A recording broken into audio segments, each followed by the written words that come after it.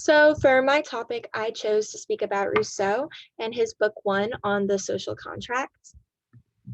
Basically, throughout his book on the social contract, Rousseau defends the superiority of a social compact to all other forms of government or any other association that men will have with one another. So essentially, he's saying that, hey, a social compact in a state of nature is, in order to escape and leave a state of nature because of all of these obstacles proving too hard for us to deal with on our own, we are going to form an association through a social compact. He believes it's the answer to this question, that with men as they are and with laws as they could be, can there be in the civil order any sure and legitimate rule of administration? So he thinks that with things as they are right now and how they ideally could be in the future, that a social compact is the best way to answer these issues and the best way to create that association so that we have a sure and legitimate rule. So in book one, through sections 1 through 9, he's basically justifying why a social compact is the way to go. And he has these different arguments and premises along the way in favor of this argument. So he has some positive arguments to prove his point. He does this by raising his own sorts of views, and he does this through these kinds of topics. So first, I'm going to talk about about section 1 and how he basically just puts it out there that a social order has sacred rights on which all of the other rights are based in a civic society. And it doesn't come from nature. It's not in a state of nature because it has to be based on agreements. And the social order can't be understood in terms of force. So you can't create a social order, you can't enter an agreement, and you can't create a social compact through force. It has to be based on an agreement. He says that, quote, man is born free and everywhere he is in chains. This is a famous quote that lots of people have heard. It basically summarizes his whole philosophy. So he's saying that all men are born free and equal with a natural liberty, and they don't give up that natural liberty unless they get something in return. And so by entering into a social contract, we give up and alienate our natural liberty, which is limited only by our individual powers, in order to exchange it for civil liberty, which is limited by the general will and the interests of the general populace. So his work is basically showing a way that we can break the chains, because he's implying that we aren't necessarily getting that exchange for civic liberty, for that civil liberty. We're giving our natural liberty, alienating ourselves, but not all governments are following the social compact that he's going to set forth and giving that civil liberty in exchange. So he's saying to break the chains, we need to ensure that exchange of our natural liberty for the general will that's involved with civil liberty when we enter a social contract. So a social contract, he thinks it's way better than any other form, like despotism. He thinks that's bad no matter what, because you need a prior agreement where people become a people. And then you need an act where people give themselves to the king through an agreement. That isn't done through despotism. That's despots use force. In a state of nature, Rousseau believes that the reason we even form a social contract to begin with is because the obstacles to our survival outweighs our ability to navigate those obstacles and maintain ourselves in a state safely, getting away from them. And so as a result, we need to form a social contract, because otherwise the human race will perish. And it needs to be something that we can form out of what's already existing, because man cannot create new institutions. We can only rearrange ourselves. He says that, quote, each of us puts his person and all his power in common under the supreme direction of the general will. And in our corporate capacity, we receive each members as an indivisible part of the whole. So we are essentially changing that natural liberty to that more general will, to that civil liberty. So Rousseau believes that once the people make an agreement to be a people, once they're coming out of the state of nature, and then they agree that they can't subsist in a state of nature, they create a social compact. And this social compact creates a sovereign. And the sovereign is essentially not necessarily one person or a group of people, but it's whoever holds the supreme power in that social compact. So in a democracy, this would be the whole of the people, because it's their interests that are at heart, and they are the supreme power that makes the decisions. And so members of the state, individuals that become citizens, which Rousseau distinguishes individualism in terms of your self-interest through citizenship and looking at the general will. So those citizens that are a part of the general will have a commitment to the sovereign, which is made up of everyone. And so they have a mutual commitment to one another. And because of this commitment, the sovereign can enter into commitments with other states because they're on the equal sort of playing field, but they can't give a commitment to itself because it's made up of all of the individuals that it is committed to. And so it can't just commit to itself because it's already committed to individuals in that way. It can't alienate any part of itself or give up any of its natural civic liberties. It can't submit itself to any other sovereign. And this is because this would just simply overturn the liberty that it has been formed through a social compact to protect in the first place. And so it wouldn't make any sense for it to submit itself or alienate itself or even have interests contrary to the individuals that make it up, because it is made up of people with those interests. And so the general will should reflect those individual interests. And so it wouldn't follow, according to Rousseau, for it to have interests that are opposing to that. So Rousseau believes that a state of nature, you need to leave it whenever you are in a facing obstacles that you can't overcome without forming together with mankind. So at that point, you need to create a social compact and move into a civil state if you want to preserve yourself, because otherwise he thinks humanity will perish. So in a state of nature, your instinct rules your conduct. You have a natural liberty. You have an unrestricted right to anything you want whenever you can get it. But you are a slave to your sheer appetite, to whatever you want at any given moment. You don't have this sort of check on your behavior. And so Rousseau believes that when you move from a state of nature to a civil state, you have gains and losses. You gain in a civil state the justice that rules your conduct rather than instinct. You gain civil liberty in exchange for your natural liberty. You start to get this sort of sense of moral conduct and general will. You acquire moral liberty as a result, because this, he believes, is the true way that you're able to master yourself, because you're able to obey self-prescribed law. So by entering into this sovereign, by becoming a part of the general will, you are creating laws through that general will that might conflict with your self-interest, but by obeying them, you are a master of self. And also, as a result, in a civil state, you have ownership of everything you possess. In a state of nature, you don't really own anything because you can take anything at any given moment. It's kind of Hobbesian. And so at that point, he thinks that in a civil state, well, so the private property makes up the public property. The sovereign is oversees the public property. And so you, through that mutual commitment through the sovereign and yourself as an individual, and as a citizen, you have that reinforcement of ownership of the land you possess.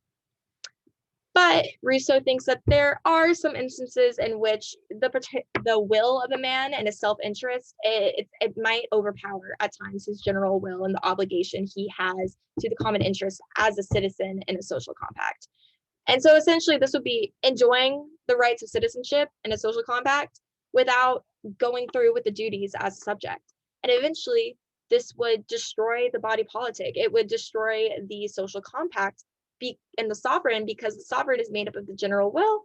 If you're acting out of self-interest, not the general will, it would destroy it. And so that creates Rousseau's justification of forcing us to be free. And so he views it that civic liberty that is derived from the general will, that moral justice that gives you that immense feeling of like a true sense of self, that is the happiness that you need. That is what is true freedom. And so the temporariness of you wanting to follow your self-interest, he thinks that we can force you to basically follow the general will, and by doing that, we're not doing anything wrong, because we know that you're going to be happy about it later on when you realize that, oh, hey, this is true freedom. I don't know what I was thinking before, because being in a civic state. It secures me against personal dependence.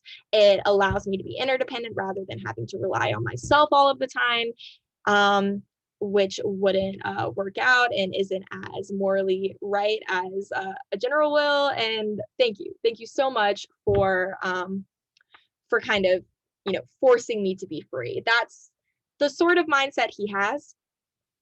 In terms of property, he thinks every man has a natural right to everything that he needs. And so in order to get what you need, you get it by being the first occupier. And this is justified only if the ground wasn't already occupied by someone else, if you only are taking as much as you need for subsistence for your survival, and you are taking possession of this through your labor and cultivation of the land.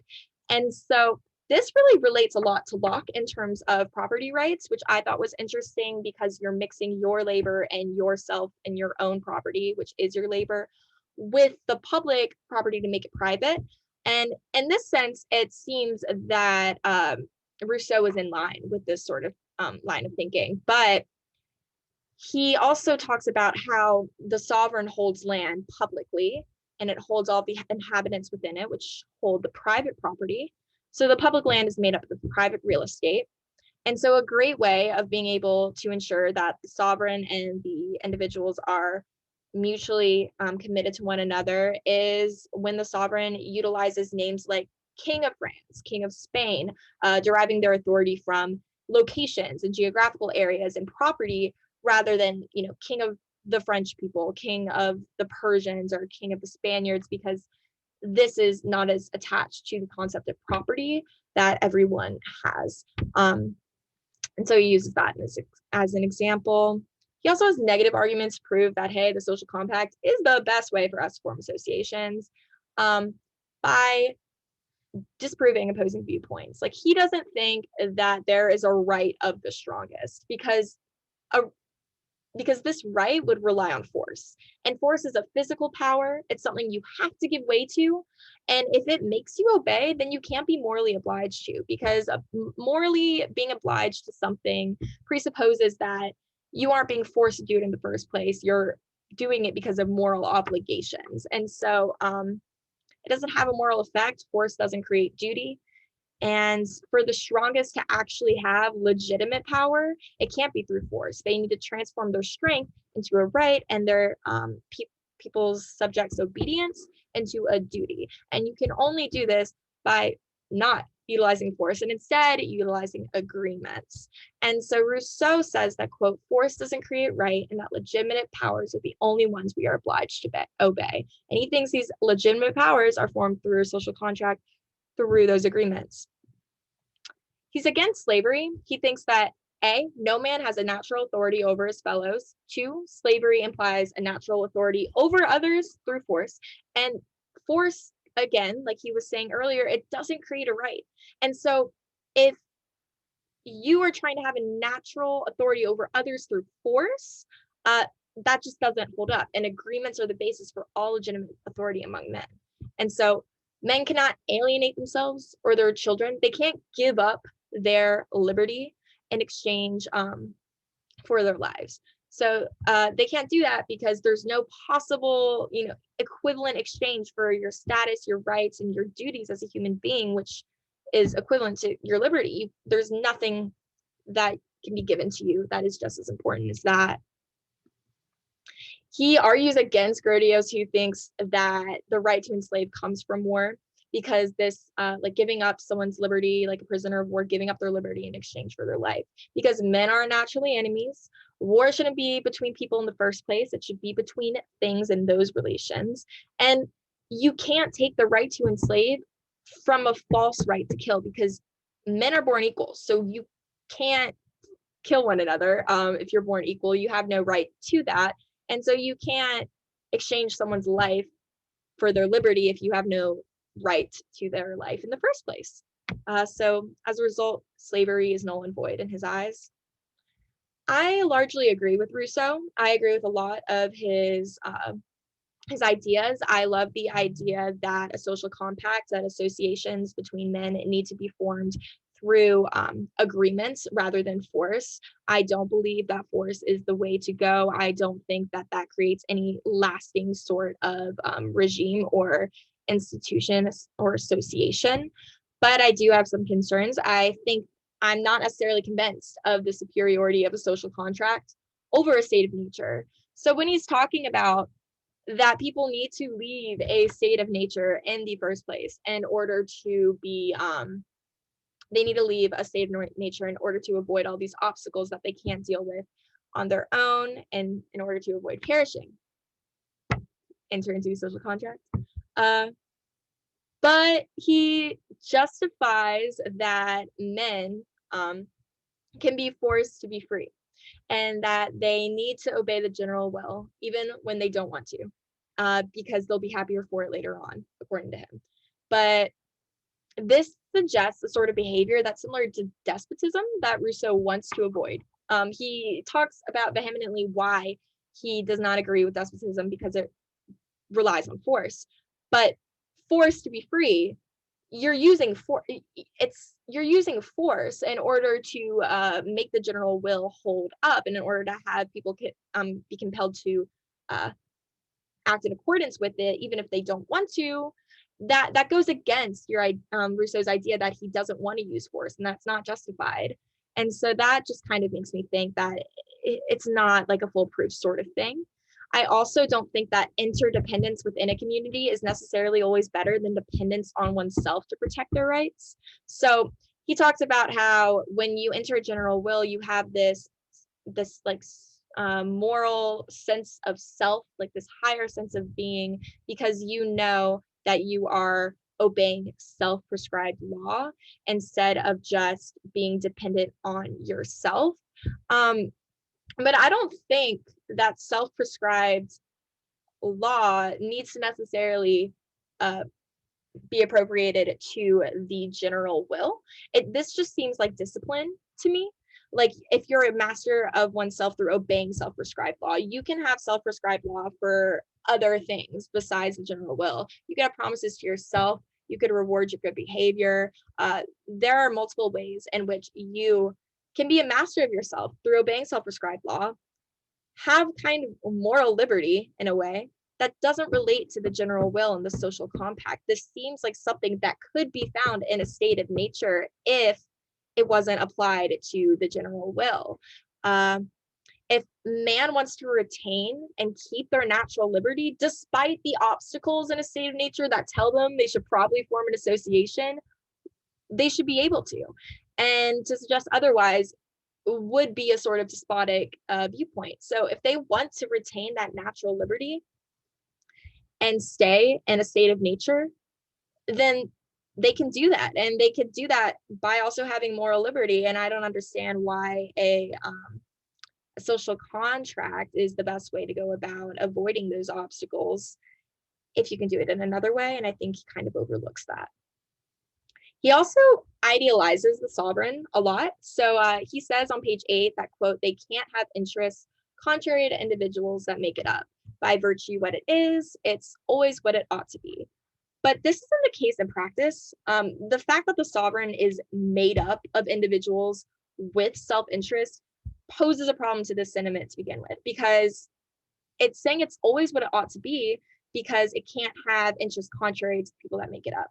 But not everyone that makes up the sovereign is going to fall in line with the general will of the majority. And so he contradicts himself with the caveat he includes for the right of man to be forced to be free, when because if men have to be forced to be free, force, which means being forced to obey the general will, then they're not always what it ought to be. They're not always having the same general will and the same interests.